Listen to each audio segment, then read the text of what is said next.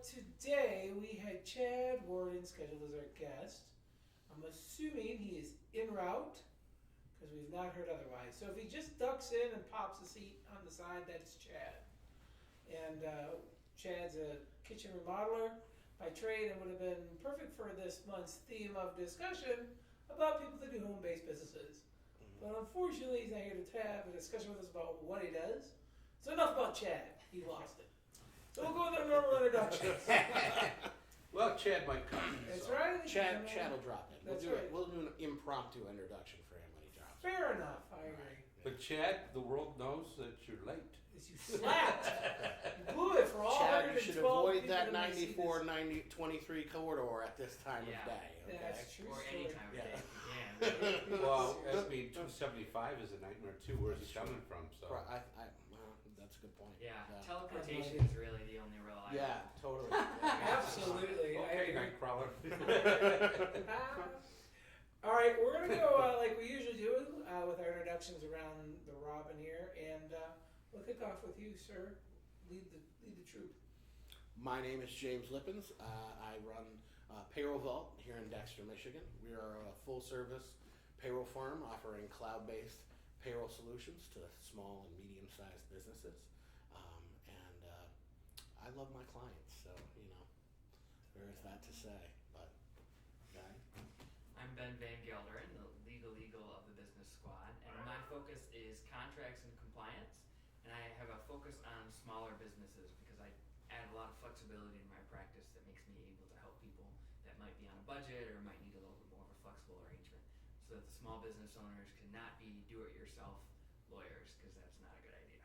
No. No. No. Especially if the other side has a lawyer. Yes. Yeah. Mm-hmm. So I'm James Lewis. I'm the financial guru at the squad, and my job is to make sure that your money properly behaves. And by that I mean making sure that your cash flow is in order, and any other thing you may have in accounting receivable space as well. Because the idea is make sure that your money does what's it's supposed to do. And if you don't know what your money's supposed to do, that's where we'll start, because you should know that before we even sit down. Yeah. But if you don't, that's okay. We can build from there. I've got skills. To pay the bills. Mm-hmm. There we go. Okay, That's I good. like that one. Pay the Skills bills. pay the bills. Yo. Okay, and I didn't know money behaved different ways, but I guess Well, it does. It can. It's got to mind its own. Money is a living thing, huh? So. Well, people who are living things that interact with your money, which I think is probably the issue. Right. All right, I'm John Schemanske, and I'm with Coca-Cola Financial and a proud member of the Business Squad, and I am the life insurance advisor for both individual and small groups, and I love all for my clients because it's where I get the juice that keeps me going. Yeah. You got Take called care of out that. there, Mr. Lippens. No, love people too. I just no, want my I know clients because more. I just wanted to want to expand that, because it's all Kumbaya. Yeah. There we go. Yeah, absolutely. Yeah. Well, for those of you that are new to our show, we actually have a couple different segments in the show, and the first one is it's called the Pulse. And in this segment, we will cover some of the various topics of the day that might be of interest in the business community for the entrepreneur and business owner of we thought that would be fitting to cover those that are the temporary worker. Dun, dun, dun. And some of the materials, I don't know if you guys get a chance to go over them, but one of them about the fact that, if you're an employer with temporary people, on the board about it, and say, look, I'm only going to need you through Christmas. After that, you best go back to doing whatever you're doing, and you better make sure that, this is your job, and this is what it is, and if you can't hit the ground running, and be motivated, and they said it's about the managers and how they motivate. Well, That keeps them going, but don't make promises you can't keep, and don't. I think it's always about managing temporary, full-time, any type of staff is about management, managers, and employees, and how you can motivate them. But particularly with go to work. Particularly with seasonal employees, because finding ways to motivate people who are going to be working for a short period of time is difficult. And I thought that the articles pointed out really good points as far as training goes where instead of training all of your employees up front and giving them full responsibility, if you split that training into levels and spread it out across, the first period of when they're working, you can build up to fully trained. So one of them suggested train everybody on your physical tasks first to make sure that they have, the duties within their job right, and then build on that with customer service training, which I thought was really, really interesting. Yeah. The other interesting part that I thought about it was when they were talking with a former manager of an amusement park and saying that, if you intend to bring workers back the next season, don't bring everybody back.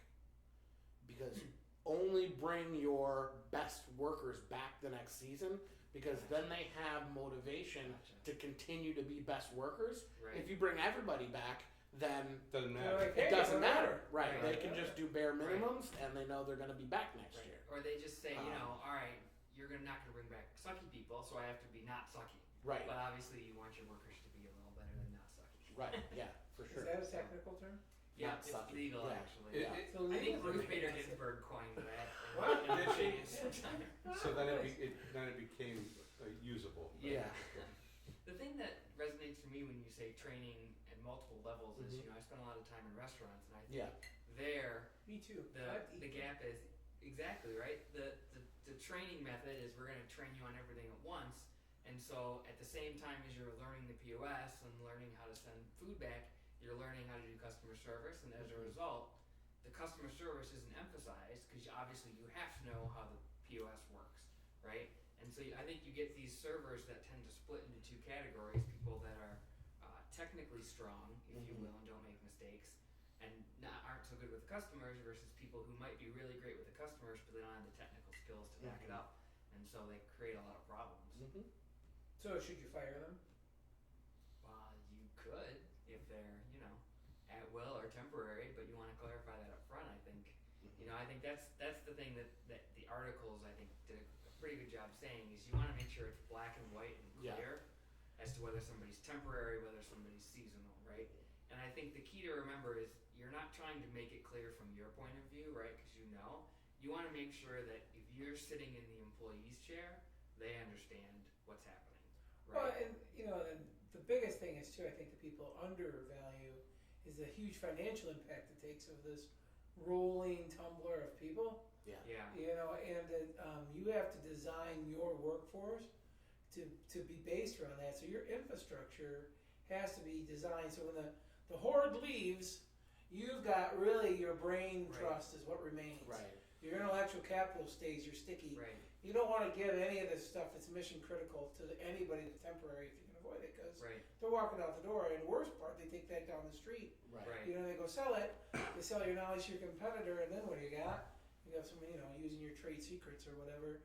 And I think myself, anybody that's got a temporary gig, it's tough. It's a tough financial run because when you have all these people coming in and out, you lose, like I said, the consistency of what's built in the value of the employee. Right. And I don't know how they do with business valuations per se, but I can't see that being a positive, having a transient workforce like that that's coming and going all the time. Well, I mean, it's about retaining the best employees. We've got actually not a client, but there's somebody that we've consulted in the past, and she's got seasonal workers, but they work a little bit beyond the 6 months. They do like the Mr. Green type of lawn applications and stuff, and that takes a bit of skill to do that correctly. So she actually pays, the owner pays for their health insurance for the entire year, right? But they're only working 7-8 months a year, and they're off for that stretch, and she's picking up the tab, and she's built that into her cost structure, which is kind of interesting because. But there you go. There is an impact, right? That her competitors won't have because she's wasting that asset of money to keep those people coming back, but not getting any value immediately from it. Well, she doesn't have to pay for that revolving door, like you said. Right. She doesn't have to bring pay in for the people I get recruiting it. and train 'em, so Right. it's Right, I'm not sure how it works. she gets back, people, and they, and I don't even know. My question to you is Michigan an unemployment state that honors a seasonal worker, do they get to collect unemployment in the state of Michigan? Do you know that? I didn't It catch the depends on answer. how much they've earned over the look-back period, basically. Yeah. It's very. But It's a yes, low threshold. It's only $2,500. The short and easy answer is sure, absolutely.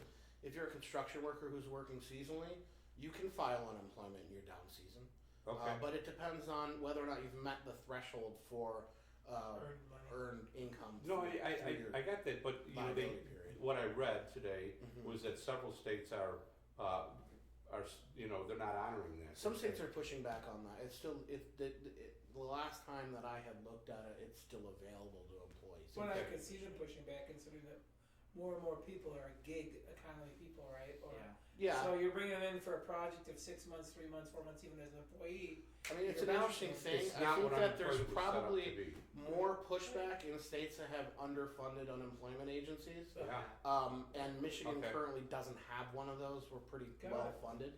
Yeah. So, but I could see us getting more into that situation if we go through another downturn. And Right. have, Well, and I think the key is they'll start to do is they won't actually take it away, but they'll just make the requirements very complicated, yeah, right? right. So yes, there's a threshold that has to be met, but you Mhm. also have to have certain posting requirements and tell them certain things about the job and characterize your workplace in a certain way. And remember, your level to get to whether you qualify for unemployment doesn't necessarily count on one employer. So, if I worked a seasonal job through my summer and applied for unemployment, they could deny me and tell me that I had an additional work back period where I had to go basically get another job, work a certain amount of wages, and then I would qualify, Okay. basically. Right. So, there's all sorts of intricacies that go into Got it. that unemployment section. Marvin Right. is a jerk. Right? For those who don't know, Marvin is the acronym for the unemployment automated system here in They Michigan. actually changed it. It's called MeWham now. No, it is not. Yes, it is. Me wham. Me wham. Yeah. That's Dear good. Marvin is out. Me wham is in. There are legislative geniuses who came up with very obscure, odd. Wrong branch. Executive branch. Oh, Executive branch. sorry, dear executive leadership who came up with me wham. Well, it's a different. Marvin Me-wham is an old sounds name. Me like wham is some twisted, gone wrong name for a body part. Yeah. It's not right. Well, some seriously. people would argue that is actually correct, depending on the agency that you're talking about. So maybe they did it on purpose. That's right. Well, And he me-wham pulled out his sounds a me little wham more- and he showed the whole class. Show That him was up. misconduct to expire. No unemployment. That's right. He couldn't keep his me wham in his pants. Now he's got 9 kids. Yeah. But I think that the takeaway is that you hate to kind of say that you need to get expert advice on this because I think a lot of it is right. Oh. You want to say it's great to have expert advice, but I really think as a seasonal business you need somebody who knows what they're doing. Oh, you better. Because Yeah. your cash flow is so delicate, like you guys touched on. Yeah. You've got to know exactly what your expenses are going to be, exactly how everything's characterized. The Well, when you're compliance this side far- of it, payroll tax wise, is much different from a regular business as Yes. well. So I mean, and there's lots of little intricacy there. Right. So it is important to get a professional. Well, as an example too, we went through a business we talked to. They make those booze bags. That's what I call them during the summer. The little frozen daiquiri ones you get at the party Yeah. store or whatever. And they ramp up to like 600-700 people during their Wow. peak season. And they go back down to like 80. Yeah. Right. Oh, wham, oh, wham. And so the problem is, besides all of this other stuff we're talking, the government doesn't care that you've got the seasonal issue. They're counting all those as your cumulative annual I'm hours. wondering if that And you start company getting is into- one of the company that would use a temp agency They rather have than to. actually Well, bring they on haven't, their own we haven't seasonal talked to them in a employees. couple of years, but right when the law was going under effect, that was part of one of their things. And I'm sitting there like, here's your hour count, peeps. Yeah. Well, You yeah, have to give it to but everybody. that's and I was doing a little bit more reading, but that's the seasonal worker is a different definition than a seasonal employee. Right. A seasonal employee you can exempt up to 6 months, Mhm. but a seasonal worker is there's a 4-month, stretch, Okay. and they're counted for the purposes of are you Affordable Care Act That's what I mean, right? compliant or not? Yeah. And then that's when they whack you on the head, and you got some like 800 people. Guess what happens? The 80 that's left, you're guaranteed to get them insurance or 60 Yeah. or whatever. Right. Because I didn't think it was 80 because they were under without adding in their Well, they can see, but they Tuesday. still can be exempt, from being required to be treated as a full-time employee. Sure. They can be a seasonal full-time Right. Employee, and you don't have to give them health care. Right. You don't experience Yeah. the penalty for not having them on Yeah. health care plan. But So those employees still count as a full-time equivalent count towards. it's the- still, That's right. that's right, but that's That's a right. different thing, see, because the full-time equivalent, but, you hit this full-time equivalent, then now you have to, as an employer, provide health insurance for all full-time employees. Right. Right. But you have a whole segment, if they work around 6 months a year, Right. that are, seasonal now employees, Right. they get to be exempt from that group, and you don't Right. have to provide health insurance. Well, I know, but the fact is, though, you still, as all I was getting is they have these temporary workers that show up, come and leave, and I wasn't even talking about getting them benefits. Just the sheer value, No. just the volume of them showing up disrupts and causes a financial impact Right. to the remaining operational structure. That's what I was getting at, but Well, right. what I was getting at is how complex it is, and Sure. how you really do need somebody to walk you through this and help you Right. through this, because, It's a cooperative. if you're gonna Yeah.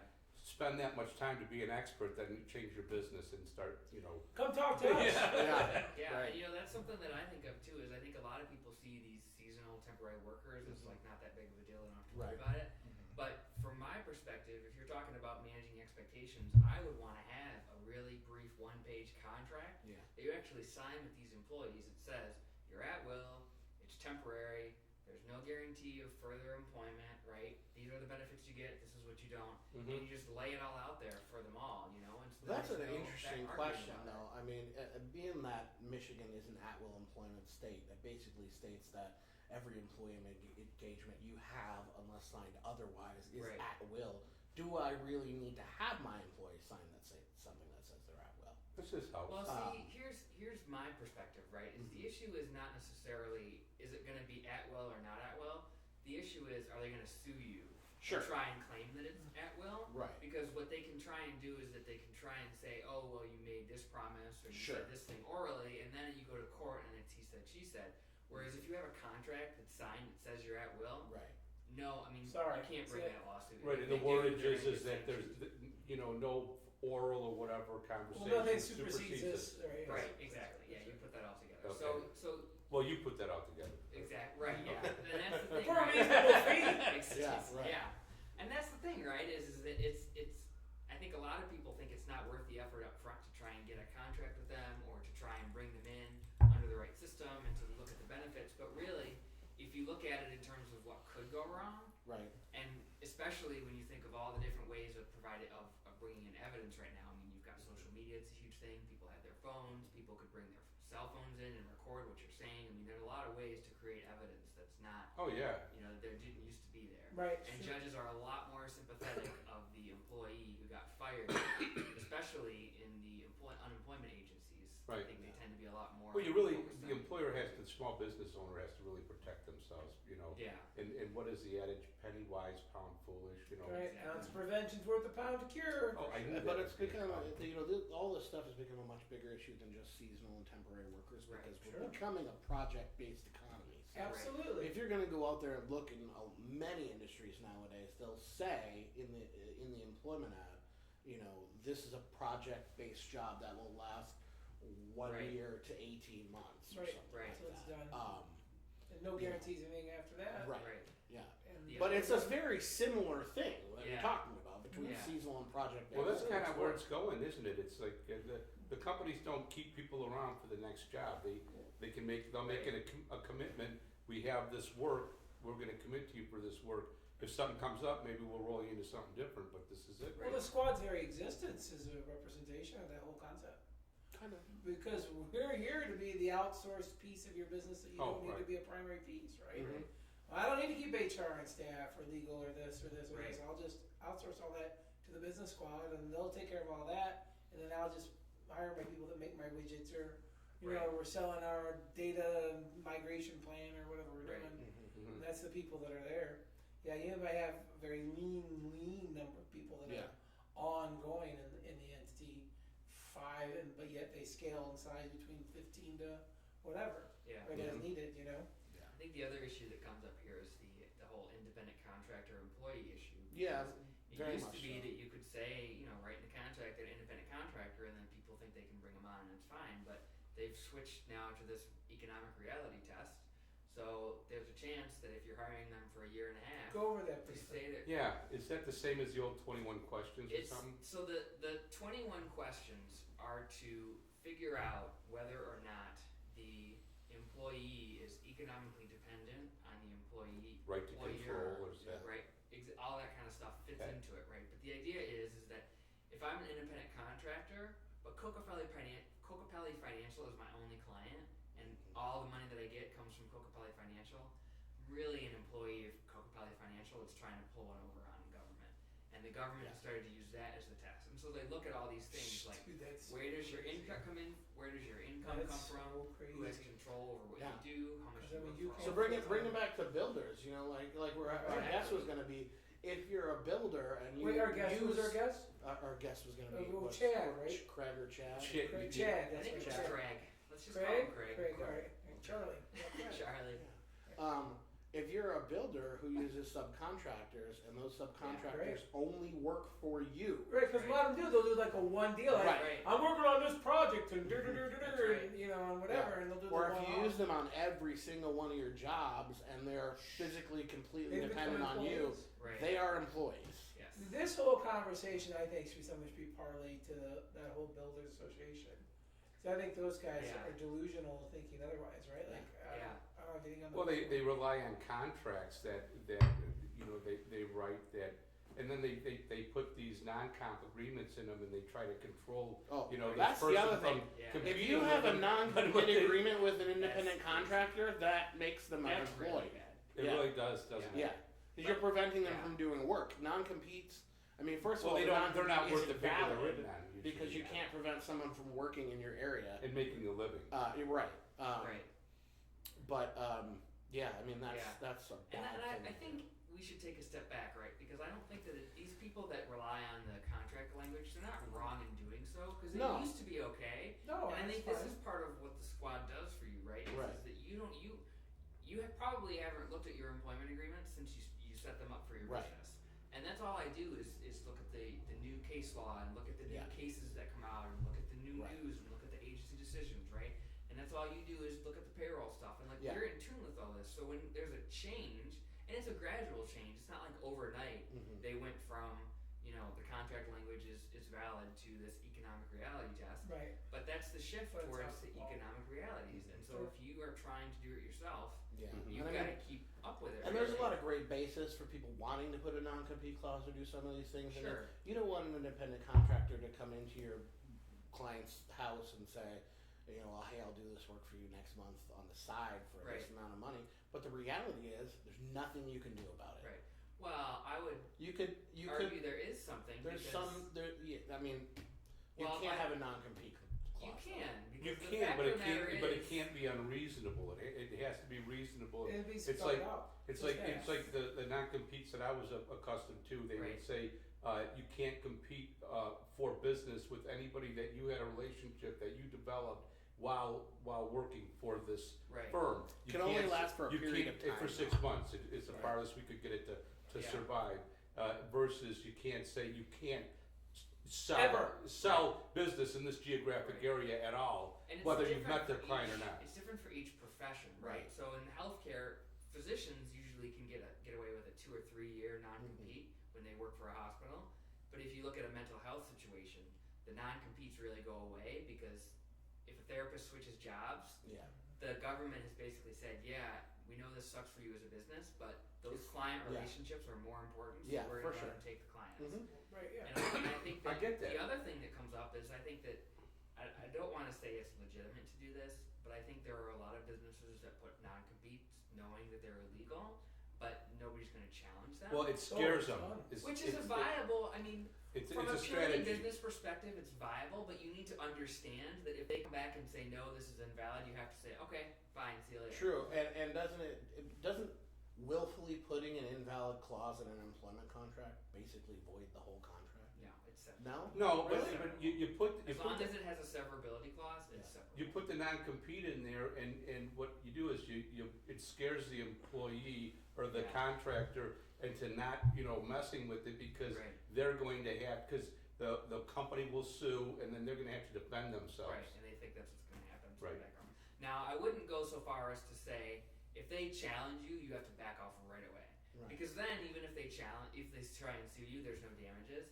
But if you go so far as to say have an attorney draft them a letter or try and tell them they can't, that's when you started making damages, because that's when they started not working because of what you say, and that's when you got to stop and back off. But I think you need to know what what it looks like. Like you can beat your chest about it, Sure. or you can't do it. But reality is, you go to apply it, you're in You trouble. got to be careful. And it's popular in the investment industry that happens all the time. Right. Mm-hmm. And they'll make these non-competes for people. And there's a company with 2 names as a name, and Schemanske name, but they're notorious for doing that with their contracts and scaring the living bejesus out of their unsuspecting employees who say, I want to leave, and they say, you can't, we have shackled you with hundreds of thousands of dollars of Isn't expenses. that Ed and Joe or no? No, I don't know. You know, the Just- funny thing is that I could think of a lot of different financial agencies that had 2 names that doesn't tell me what they are.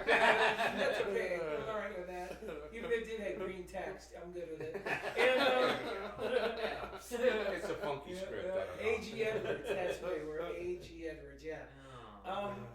St. Louis firm, yeah. Anyhow, so that being said, they do that all the time, Right. and I ran into guys who are trying to get out, girls, whatever.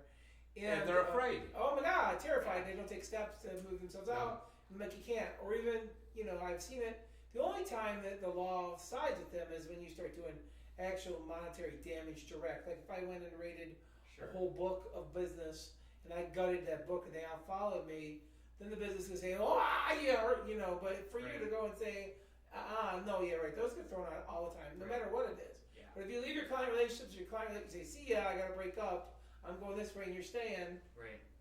you don't have any ground. They send the cease and desist letters and. Yeah, and You you know know. that's what you just said. You're better off not telling them they can't compete because that's illegal, but just saying, all right, you can go do your thing, but don't take your clients. That's right, you poach our clients, Which we're might, going battle. it depends on the industry, depends on the situation, but generally that's pretty strong if they can't. Well, take your in clients. my personal experience, having worked with both people that were bailing and myself, my non-compete when I left Comerica was clearly very clear about that. Mm-hmm. And oddly, the only reason that came about, and I'm going to correct myself, I didn't sign a non-compete when I left, Right. but When you during got the hired. time I was there, because I was hired, they didn't have them yet. Ah. And so they come back around to get everybody They said, to sign them, or they said sign them or we terminate you on the spot. And I'm going, that doesn't sound right, but I didn't say anything, and I was just conveniently not available the 3 times they tried, and they kept working. And but there was others that fit into the program and signed the paperwork. But at the end of the day, the reason it got started was that the guy walked out with over $175 million in business. Literally walked across the street to Merrill Lynch with the whole book. Boom. And to the firm, to Comerica, it was worth like $2 million in revenue a year. For sure. They just walked right out $2 million. They went to Merrill Lynch, and the worst part is the industry is such. He goes, "Okay, Merrill, I'm bringing you $2 million. What's it worth to you?" Merrill's like, Right. "I'll cut you a check today Yeah, for for $3 sure. million. Right. You good with that?" Easily, yeah. Yeah, sure. And you got to stay on for 18 months. No problem. He got a check for $3 million. Right. 18 months. He integrated all the clients. Oh yeah, it's crazy. So Comerica learned a lesson, but again, it comes back down to really ultimately just you can't poach the business you earned into their house. But even in that situation, right? So let's say Comerica sues them to stop them, which I'm sure they probably tried. They By did. the time the lawsuit gets resolved, Yeah, and the it's, the client's damage already is done. comfortable with them, what's the court's Well, what gonna do, happens right? is the way it got settled. This is how it got settled. So anything in the securities industry, they avoid lawyers in court at all costs. Right. Everything's arbitration. We'll just go arbitrate this. 2 of us in a room, square it out, spit at each other, and make a deal. So they do that. So they arbitrated the deal, and Merrill said, "All right, our bad. We'll still take them. Here, we'll give you $1 million, and we'll call it even." Exactly. And the option is for Comerica is fight, Right, which is Or just they just Suck take it, it and they take go, it. okay. right? And they're still free to go back and try to get the clients to come back, which Right. they got some of the money back, I believe, over time. But they got to go back and fight and get it, and that's just kind of what it would be. And that's anything in the that's how the investment industry handles But it. you got to have really solid relationships to pull that kind of money out of a place, well. I think Yeah. I think the point is we're getting a little off. But track. yeah, for sure. But the point is It's that just there's interesting more stuff. than the black and white law that Yeah. goes into making Absolutely. decisions as a business owner, right? You you've always got to ask, is it worth it to fight it? How do I stop the fight from the first place? That's right. What's my goal? Well, the bottom line here is the reality is those non-competes are not nearly as enforceable or as strong as they used to be, because they used to be, had some weight to them. Correct. And like all things, get abused and then lose all their ability. That's right. And I think that's Yeah, part when of what the they want to go squad- 10 years, you can't work in the state of Michigan for 10 years. Right. That's Yeah, you like- cannot do that. That's Yeah. totally unenforceable. So- But you saw stuff like that a long time Right. ago. Right. So now our next segment that we cover, for those of you that are new, hopefully there's thousands of you, and when the wizards of all things social media get done with our world, will probably be tens of thousands of you a week. But for now, I'll take the 100 or so that are watching. And so the next segment is called The Good, the Bad, and the Squad. And in this segment, we cover some businesses that have oopsed, some that are doing really good, and we had to give our opinions about them. And one of them was the Fortune's top 10 businesses to work for. Then we, the article and topic. And one of the things I found interesting is that they were all intellectual capital companies. And it was like the day of the top company to work for is not a company that wrenches out a product. They were Right. all like a consulting or IT, so it was all intellectual based Intellectual Right. work, right? Yeah. And they weren't and You mean McDonald's wasn't on there? no, or Procter and Gamble's. $15 an hour and everything? No, and no P&G, none of that stuff. Huh. And in the past, those companies used to be the deal. That was like the ones you'd go work for. Yeah. That, they're going to do well, but none of them were that, which was pretty cool. Yeah. Or a sign of the times, anyway, I think, right? Yeah. And that's an interesting question that I would have, is I actually couldn't get to the article because I have an issue with Forbes on my computer, but whatever. I think that it's interesting to see these like consulting type Yeah, firms, sure, like because Bain's I tend to Consulting think and- that they're a crock because they charge so much money for what they do. And I think part of the reason that they are able to put so much into their employees, and I'm not saying they're a crock, it's just like a personal thing, Yeah. but I'm just saying that like You're if you making a charge legal a- statement? well, no, I'm just saying because your operating expenses are keeping your employees happy Sure. so that they can do a good job. Right. And I think that by doing so and by showing up on this top 10 list, they're showing that it works to do that. And so I think that some of these other companies might want to start following suit, like McDonald's, these other places, Right. and saying we're going to start investing in our employees. And I'm not saying you do what Google does and give them nap time, right? Well, I mean, okay. But there are legitimate studies that show that taking a nap Who was time the Yeah, first? no, absolutely. Who Nothing was wrong with the top- naps. What was Airbnb or something came Right. to That was number number one. Yeah, And I thought that was pretty neat, Yeah. but yeah, But I've done a lot. I did a lot of things about that. Traditionally in a business structure, you're thinking about corporation structure. You're thinking about Right. shareholders, shareholder value. How do you drive shareholder value? How do you Sure. drive stock price? They're a stakeholder in businesses, but employees are also stakeholders in businesses. Yeah. That's so very power to the people thing coming from you. Hey, but that's the way it is. I mean, if you want, So we built this, I didn't build this. no, what? we Well, built this oh, city. that's a good question. Your employees don't help you build your. Right. Your employees help you build your product. Your employees help you, connect with your customers. I think a lot of it And, depends though, because if you're a widget manufacturer and Right. your widgets are awesome and you came up with a manufacturing process, then that's more you. If you're a consulting business, Yeah, right, where service this person business, comes sure. in and do it, and even still, like you say, Starbucks, right? Starbucks has an employee training plan Right. where they say we give great customer service and it's what we do. We talked about That's it before. Right. So you take That's the the person, why. That's the you why. teach the Oh, yeah, person okay. how to do it really well, and then who really gets credit for that? It's Well, interesting. but if you look at, just take Starbucks, right? That's a proverbial, simple consumer product, Sure. but service business. The coffee's conveniently what they sell, but it could be everything else they Right. sell. And they do invest. They give them free health care as a part-time employee. Yeah. They get investments back into the employee. So, Right. so yeah, there's a lot of validity there. Like Costco, we talked about a few weeks ago, right? Right. How they'll invest in their employees, and Yes. and I'm the first to tell you that it's self-serving as the owner to invest and create. People have a problem with this phrase, but human capital, right? Right. It's self-serving to do that. Sure. Because at the end of the day, you have X dollars you've generated, and yeah, I can put them all and give them to the dividend collecting people behind me. Right. But the reality is that if I don't put enough juice in the front end of my machine, It's nothing's gonna coming out cost the you in back. the long side, in the long nothing run. come out the back. Right. And you see that today, I think. Yeah. Right? A Yeah. lot of the big corporations are bereft of that Yes. treatment of their employees, and it's okay because they're kind of dry rotting, and these top 10 represent that. These top 10 companies, excluding maybe Boston Consulting, The rest are less than 20 years old. Yeah, They're Right. new. Yeah. Boston Consulting's the only one that's got like a 50-year record or something. Right. The rest are new. So But it's also it's reflected in economic data. So a lot of the new economic data show really stagnant wage growth, and that's reflected in these old companies really not investing in human capital at the current point in time. Or could it indicate? Does that take into account other benefits?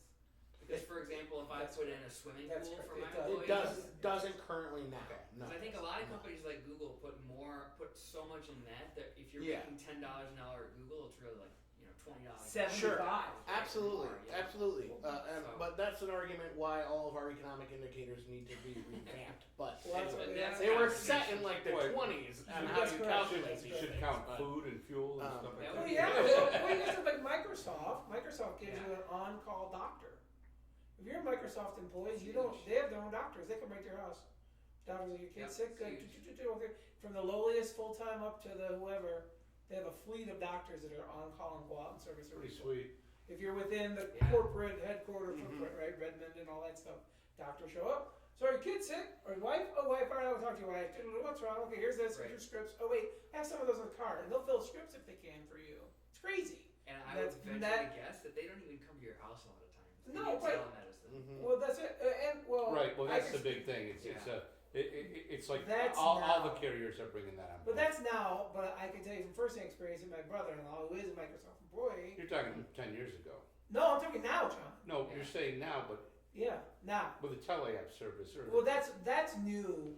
Microsoft does not do that now. Oh, they Today, don't do that now. today a doctor shows up at your door, Oh, wow. and I'm your doctor, and I'm here to take care of your sick kids. That's Okay. surprising. And you have to ask yourself, Smart. what's that worth a month, right? So you look at these doctors that do that as a concierge service Family today, of and four, it's like it's $500. $1,500 a month. Yeah, or right. Well, yeah, at least 500. The ones in Kansas I saw Yeah. do it. So they're 500 and up. But right, so there's another wage benefit cost. It's not calculated to a salary. Right. And then you got, of course, the campuses, which are ridiculous, and Yeah. Yeah. all that junk that goes on. But But I think that the thing that this comes back to for me is that the more you engage your employees and the more they get engaged, the more they're going to feel like they're a part of it, and Sure. they're not going to feel like Oh, right. at-will Whether they're employees. seasonal or not. Which is why you need to make it clear Yeah. up front when you hire them. You have them. That's why I believe you should have them sign an actual contract that says I am I an get it. at-will employee. Yeah. Because then you can invest them and you can bring them in, and all this stuff that you do, they can't come back later in court and say, well, you gave me a free, whatever. You bought me a car. That shows I'm going to be here longer, right? And you can do that and not have it come back and bite you. and not have Right. a long-term obligation. Right. That's right. Yeah. Yeah, and I think I don't know if you guys get a chance to read the whole HGTV article with the Yeah, guys I who were- didn't. I didn't get to that one, so I don't. What was it? It was. I didn't watch the clip because they charged for it, but basically what happened is. Of course, they did. I'm They get back the money really from the interested lawsuit. in that. I'm real interested in that lawsuit because it's all about representations. And Right. interestingly, I happened to write a blog post about it this week, which will be linked in the description. about Boom. That's how we warranties. roll. Well, what happened is HDTV came in and said, "Here's what we're going to do," and they didn't actually do it according to the. Well, the they didn't plaintiffs, meet right? the plaintiff's expectations. That's exactly. But the right. argument is that the plaintiff didn't read the fine print in the contract. And that's the important question is that it's getting to the point now, and I think this is really relevant for all home builders, is it's not, the courts don't say, well, that's what the fine print says, so you're screwed. No. Right? If I come in and say, I'm going to build you a brand new house, and the fine print says I'm only building you half a house, Right. guess what? I have to build you Right. a whole house. I'm only building you the house that we have on camera, Yeah, and you're exactly. on your own for the rest. So Yeah, well, I'm real interested what that fine print looks like, because if it's real tiny and readable, it's one thing. If it's huge print, right, if it's a real contract and Right. they just didn't read it, Right. it's a whole other Well, story. it made them look really bad, and I don't know how HGTV feels about I mean it. Disney. They have That's a what it comment. is. Yeah. Well, No, they, it's Canadian. yeah, I think it is. Scripts. But They said they but were Oh, suing it's Canadian. I don't know how they. I think they care about their press. You know what I mean? Sure. To a certain degree, but for them to, the customer, the client, the plaintiff, whatever, putting up $140,000 thinking it's going to go to the contractor to pay for Right. their repairs, and they can only account for like $84,000 going to it. Where's the rest? Yeah. It Well, didn't really. that's- It wasn't clear in the article. and they spent money on making it look pretty for the show, but not Right. leaving a quality product for them to live in and Well, the we have ongoing. products, Right. You know what I mean? Right. So, and I thought, Allegedly. Allegedly. Right. Yeah. Well, and that's, I guess my thing is that with those type of situations, as far as the fine print, are we setting a precedent? So, for example, it's right now it's HGTV, Right. but everything you say is contract implied unless it's very boldly spelled out. It is only the things we've written on this paper that is true. Nothing else Right. matters, no matter what. Right. Because a lot of contracts today are written that way. It's here's all the small print. Right. Hopefully you swallowed it all. Right. And you sign, and meanwhile, you Right. make an implied statement of X, right? But Sure. the contracts try and have those statements that say the only representations we're making are the ones that are right here in this contract. yeah. But sometimes that'll be trumped, depending on the judge. And Mhm. the key is you don't want to get sued and have a judge decide what your warranties are. You want to tell them what your warranties are and clarify them. Right. And then you don't argue about Well, it. they had issue with the poor ratings or the Angie's List reviews on the contract that they hired. Yeah. They complained about it, and HGTV said no, that whatever. Right. We know better. Because it made better TV or something like that. But Sure. I guess the takeaway here, in my opinion, is that reality TV is not real. John! Dun, dun, No! Did I just Next blow you're it? gonna tell me wrestling's not real. Come on. MMA, baby, you gotta get that. It's all over. Yeah. And I wonder about that, to be honest with you. Yeah, but I do think one other thing that occurs to me is that I think a lot of times when there's a problem with a product, people will just deal with it. But that doesn't happen when you go into somebody's home because it's much more personal, right? So Yeah. if you build me, you build somebody a table that they keep in their home and they see it every day and they put their coffee on it in the morning, it's going to really bother them. And even if it's not worth a lot of money, they might come after you. Whereas if you sell them a one-time use thing that's a little screwed up, they might be like, all right, well, whatever, it's not It's worth it. John Nonetheless, Cutler by move Again. on, Right. yeah. Well, and more particularly, it's their home. Yeah, Right? Like, let's Right, it's right. their home. Like, right, Well, it this was isn't like, my vacation spot that I go to once a year. No. right. This is their house where they have to live, eat, breathe, sleep. That's a big deal. well, they tell you it was Love It or Leave It was the show, and they Oh, yeah. said that they showed them homes that weren't even for sale, as options to leave Yeah. it, Right. like it just was Yeah. not. It wasn't. Nothing was Oh, real is about that it. show? Yeah. Yeah. But see, that all depends on how they presented the show, right? Yeah. If they came in, if they did it right, they would have come in and said, "This is a show. This is fake. You're not really getting anything. Right. Or if you are getting something, you're getting X, Y, Z." Right. Right? And what they did was they didn't make that clear. Well, They probably had a contract that had fine print that now they're gonna have to fight over what rules. I bet you I know the case that they're fighting over because there was an epic case about 2 years ago on that show where they totally botched it. She couldn't get that deal for nothing. I guess it was last fall. Maybe it was that soon. Is when it aired, Oh, when it aired, right? Yeah, okay. but who knows when yeah. it was Yeah, shot. but anyway, yeah, got it. Well, all right. But What- they said that those two, I'm sorry, were just a pair to work with. They got a reputation of being, the Love It and Yeah, the Leave duo. It guy. Sure, yeah. they're just. And I think that's Sure. relevant as a, So it takes as it a away home from you. business owner because when you're bringing somebody into your house, they're a lot, like they always say, surgeons can be jerks, and that's fine because if you fix my knee 100%, I don't care. I don't Right, deal right. with you. That's right. But with a homeowner, you've got to be a nice guy that they like dealing with too. Yeah. You can't just do good work, right? Surgeons can't get away with that anymore, though, can they? They still can a little bit, but it's starting to go away. It yes. better be really good then. Yeah. Okay. So another one of our segments we have, we call it the ponderings, right? Where we have a philosophical question of note and we pontificate amongst ourselves. And this week was actually covering, getting to know your why. And I think for business owners today, that is the only thing you need to ask yourself. There's nothing else after that. Because your whys should be how you structure all the rest of everything else. Yeah. That's great. That everything falls behind your why. Mm. Like Apple, they we're a why company. They have a huge TED Talk on it. You should watch their TED Talk about the why. Great. And many other companies are actually starting to form themselves around that. And as we talked about countless times, millennials, your why is a big deal to the millennial.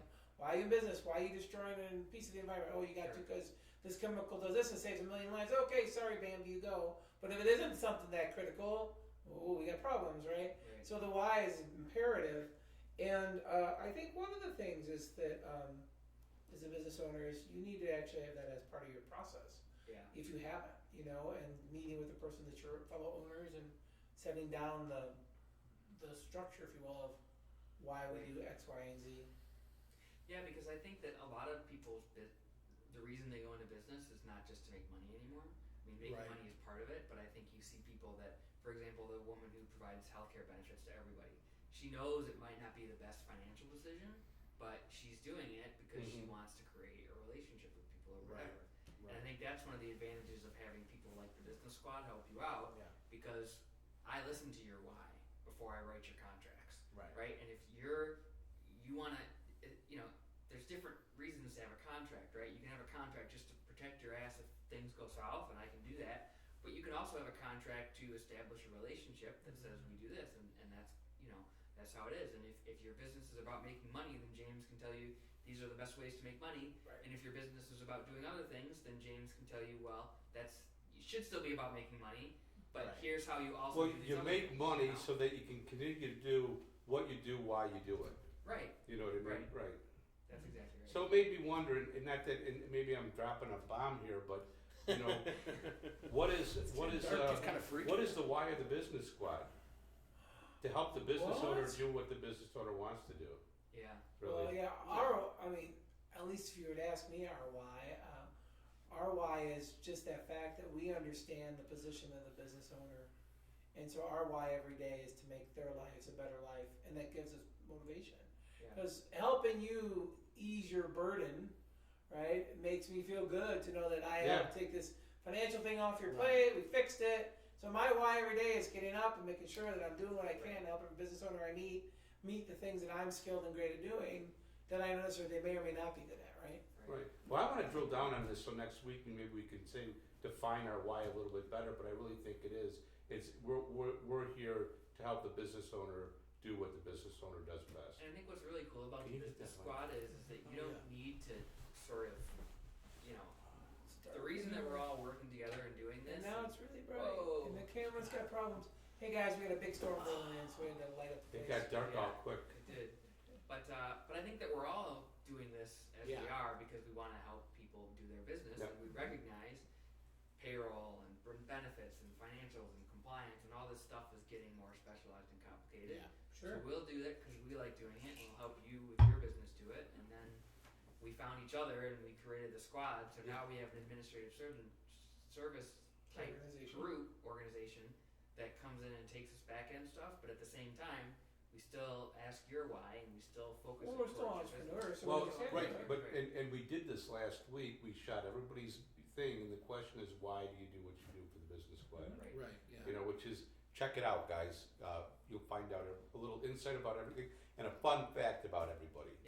He says check it out, but it isn't up yet for you to Not check yet. out. Yeah. So with Soon. bated breath, wait in anticipation. Well, And check that's- it out. It's coming soon. That's right. Remember, we're not just talking to these 100 people watching live. We're also That's talking to the millions of people that are watching this. That have now tuned in as new And viewers. you Right. can check out right away. Right, because you're not here the first day. You're coming back the second or third time. Right. That's a true story. All right, and to wrap up, we always wrap up with a tip of the week. So I'm going to start with you, Mr. Lippens, with your tip of the week. Tip of the week. This is interesting. So this one doesn't necessarily come from a client, but actually today I sat in on a webinar about the new Department of Labor rules that are coming. They will be issued most likely tomorrow or on Monday, and will go into effect 60 days after they're issued. Whoa. Regarding what labor rules? Regarding exempt employees and overtime rules. Yeah, there's So, all these stuff coming out. currently, there's a bunch of stuff. if you have an employee who qualifies as exempt status, as long as they're paid more than $23,000 a year, you are not required to pay them overtime. That number is going to jump. 50 something. It's actually between. It's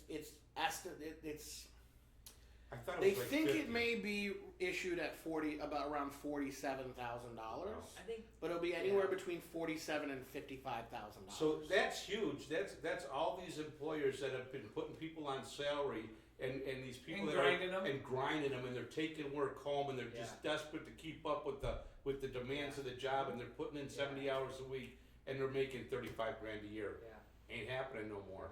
And I think we talked about this a while ago, and then we kind of said let's talk about it Yeah. later. And Now's the time to the talk later about it. Yeah. because by the time we are We talking need a here show on next this. week, we will have those regulations. We'll have regulations to talk about, and what Maybe we we were should start talking about that. with the people that I was in a webinar with, regardless of whether when the laws come out, if you have exempt employees currently, you should be going back and looking at your payment policies, looking at your exempt statuses of all your employees, and considering compensation for anybody who basically is paid $55,000 or less, or anybody Yeah. who's paid more than that, they're okay as long as they're an exempt wage type. But Right. anybody who's less than that, you should be thinking about their compensation. And the interesting part about this is bonuses do not count. So Oh, they gotta change the way Yeah. they pay. So for it. right, so what a shift, because you tell it to me, and I see it as what a further accelerant into the gig economy, right? So that I transition and I'm not a project employee as fastly as I can. Right. But Because the problem bonus is you the gotta motivation, remember right? the economic dependency test. So you can't just say everybody's going to be a project employee. You got to make sure that Well, you're they're still actually- employees. you can hire them as employees, Right. but you need to contract. I'll tell you that you're gonna have to pay them overtime no matter what. I mean, so if you shift from salary exempt employees Right, to contract employees, right. contract employees you don't usually offer benefits to those Right. people, so their hourly wage is gonna bump and you're gonna owe Well, them. but I Yeah. think you're going contract too. I would say that I'm going one more step further than that to say that this position's X hours time. This is your comp flat. Period. End of discussion. And where does the law go on that to say that in other words, if I have a project, and it's a 1,000-hour project for 3 people, 3,000 man hours, right? Then I'm just going to say I'm looking for 3 people to work 1,000 hours worth of time. I'm going to pay you $46,000 to say, for example, or whatever. So The I guess what I'm 23 going to do is I'm just hours, going to right? bring this in because this is our tip of the week. I'm going to Yeah. give my tip Yeah. of the week. Yeah, Right? yeah, yeah. Yeah. This is the perfect example of why you need help from the business squad, and I'm going to flat out say you should call us because we're going to Yeah. have a conversation with you. Because if you come in, you can't just look at the law because you got to know the financial impact. You got to know the Sure benefit do. impacts. You got to figure out, all right, this is the law. This is how we're compliant. How do we prove that we're compliant if it goes to court? Right? It's where I'm at. Right. HR impact. So- And the HR impact so- everybody else. So there's a Timekeeping litmus test. impact, basically. Exactly. If you go with salary non-exempt employees, every single one of them has to track every single hour they work for. So And it has to be I'm gonna tell you. documented. I'm gonna tell you something. I have somebody. I won't mention it in my family that wasn't even issued a 1099 because the guy was so far out. You know what he's doing, and all he did was give him an invoice sheet, like a printed out invoice sheet of what he paid him. He paid him upwards of $25,000 last year, and it didn't even give him a 1099. All he did was give him this invoice. So, You should call the IRS and get that employer looked at. That's what he should do. Well, I mean, he could get him in a lot of trouble. The guy's going through divorce and he's falling apart. Yeah. But that's what it is. But I want to go back to the litmus test is if you have an employee, you need the business squad to help you out. Sure. I would agree with that for sure. You Yeah. can't implement it in 60 days yourself. It's just No, there's no too way. much. So, and so to that I would tie and tag along with this whole program of the impact of this law is the fact is that you are not even financially understanding the rolling impact of this change For sure. because you're now government gunpoint, as us libertarians would tell you, and you are now forced into this compliance where they've kicked the ball so far down the line and now they dropped it. And by the way, let me add further holy crap to your process and the thought that if you're a relatively bigger employer, like you've got 50, 80, 100 plus people, you also have 2017's healthcare implications of the PPACA coming down on top of you as well, starting January of this next year. It will affect how your benefits plans cost you. You have major impact to your ongoing budgetary system going forward here on out. So you need to make sure that you're on top of it, or not. You could just say, I got it, Say, figure it out, and worry or about stand it. and put your head in it. Oh, and and whatever. beg forgiveness. I don't think it works that Yeah. well. You know. So I would tell you, get in front of this as fast as you can. I mean, you got a bazillion other things to worry about, but that's why these should not be the things that worry you. And that's why we're here, is to make sure they aren't. So Right. Well, I was gonna finish with James didn't call it this, but it's called the Cadillac tax. and it's part of the Affordable Care Act that's going to be implemented. And if you don't know if you're going to be subject to it or not, you need to find out. Maybe you should write a blog post about it. Yeah, that'd be great. Yeah, that's probably a great Yeah. idea. I know I'm gonna write a blog post about the new Department of Labor, All right, regulations. the Cadillac so tax. Maybe Yeah. we can tag I can do We that. should Shit. take teams. That's right. We should bring in some other people too. Yeah. Yeah, so here guys. and He's I- gonna write a blog post about it. I gotta own up. You know, these guys are writing blog posts and they're contributing to the business squad and our library of knowledge that you can access. And I haven't been able to get myself to do it for fear of misspelling "and." So. Well, that's why you have a proofreader. Sure. So, There you go. so I'll put that blog post out. You heard it here. And I want your There feedback. it Let is. me know if you like it. You'll see more. By if you next don't, you week, won't. he'll have it out. He's got a week to produce his post. So I never said I wasn't human. So there you go. Well, guys, I'd like to thank you all for tuning in. We're going to wrap up the show. And as I started to do, ending with the famous quotes, I'm going to end with this one by Jack Ma. If you don't know who Jack Ma is, he is China's answer to Google. And he says, nobody can predict the future, we can only create it.